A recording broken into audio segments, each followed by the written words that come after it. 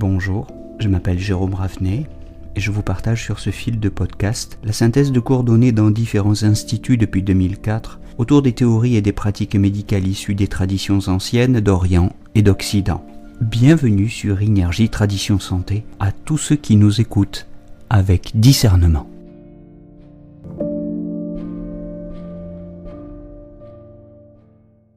On se retrouve aujourd'hui pour parler d'un point immense de l'infectiologie chinoise, le 12 Vési, Fengmen, la porte du vent, le point numéro 12 du méridien de la vessie. C'est un point qui se trouve dans le dos, au niveau de l'apophyse épineuse de la deuxième vertèbre dorsale, donc entre la deuxième et la troisième vertèbre dorsale, à 1,5 dessous, à l'extérieur de la ligne médiane postérieure, à l'extérieur de la colonne vertébrale. Donc c'est la porte du vent et c'est un point qui chasse le vent, tout simplement.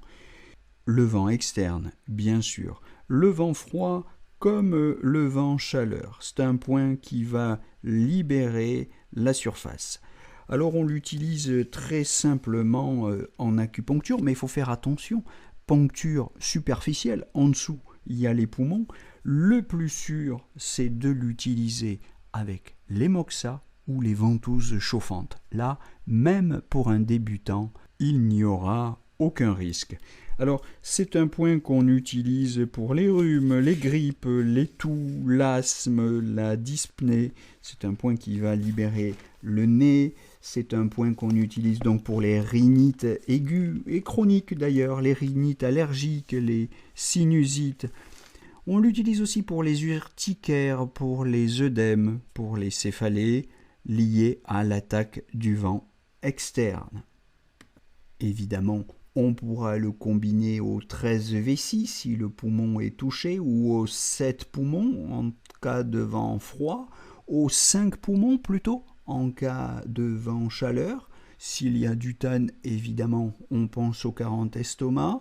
Si le nez est touché directement, pensez à Shenxing, le 23 Dumai, ou hors méridien 20, Yintang, entre les deux sourcils, ou à Yingxiang, le 20 GI, au 14 Dumai, Dazhui, en cas d'asthme, ou hors méridien Dingchuan, qui se trouve tout près.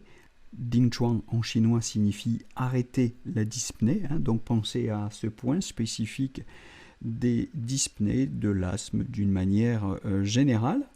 Et avec tous ces points, vous disposez, disons, d'une batterie, d'une trousse à outils vraiment très complète pour soigner tous les problèmes respiratoires en relation avec donc ce 12 vessie, c'est-à-dire avec le grand point qui chasse le vent externe. Voilà, si vous devez faire des moxas ou des ventouses, n'hésitez pas à faire 2 bonnes séances par jour, le temps que le nez se débouche, que le poumon se dégage, que les céphalées liées au vent, etc. se résorbent.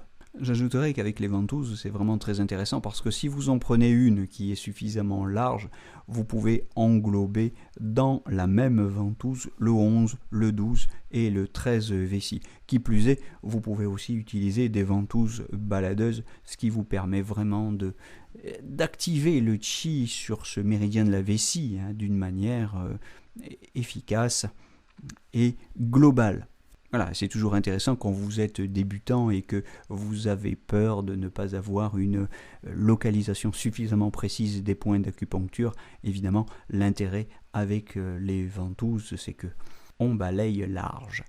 Voilà, c'est tout pour aujourd'hui. N'hésitez pas à me partager dans la plage de commentaires en dessous vos expériences, vos retours d'expérience. Je vous souhaite une bonne journée et je vous donne rendez-vous très bientôt pour la suite de ces monographies des grands points de l'acupuncture chinoise. Belle journée à tous!